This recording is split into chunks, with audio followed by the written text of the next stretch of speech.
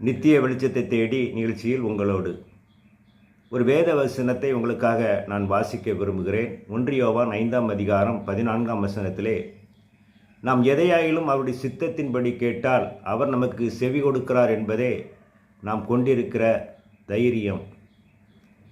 நம்முடைய வாழ்க்கையிலே தேவ நோக்கங்கள் நிறைவேற வேண்டும் என்பதை அறிந்து கொள்வது ஒரு அவசியமான ஒரு காரியமாக இருக்கிறது.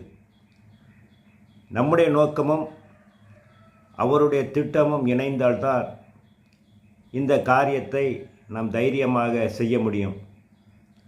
இன்றைக்கு நம்முடைய வாழ்க்கையிலே நம்முடைய ஜெபமானது எப்படிப்பட்டதாக இருக்கிறது என்றால், நம்முடைய ஜெபங்கள் குழந்தைத்தனமான ஜெபங்களாக நம்முடைய வாழ்க்கையில் இருக்கிறது. பவுல் சொல்கிறார், 1 கொரிந்தியர் 13ஆம் அதிகாரம் 1ஆம் வசனத்திலே சொல்கிறார், நான் புருஷனானது போதோ குழந்தைக்கு ஏற்றவைகளை நான் ஒழித்து விட்டேன் என்று சொல்கிறார். ஆகவே நம்முடைய வாழ்க்கையிலே நாம் ஜெபத்திலே தேவனிடத்திலே கேட்க வேண்டிய காரியங்களை குறித்து நாம் அறிந்திருக்கிறோமா, அல்லது அந்த காரியங்களிலே நாம் வளர்ந்திருக்கிறோமா? இன்றைக்கு நம்முடைய வாழ்க்கையிலே ஒரு பெரும்பாலும் நம்முடைய வாழ்க்கையிலே இருக்கிற காரியங்கள் என்னவென்றால், நாம் ஜெபித்த ஜெபங்களுக்கு பதில் கிடைக்குமா கிடைக்காதா என்று சொல்லி அநேகர் கலக்கத்தில் இருக்கிற காரியங்களை நாம் பார்க்க முடிகிறது.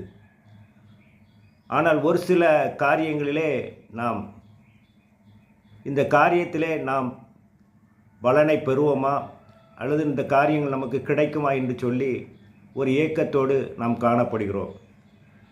நம்முடைய ஜெபத்திற்கு பதில் கிடைக்கும் என்கிற தைரியம் நமக்கு இருந்தால் நிச்சயமாக நம்முடைய வாழ்க்கையிலே நம்முடைய ஜெபமானது அது வெற்றியையும் கொண்டு வரும்.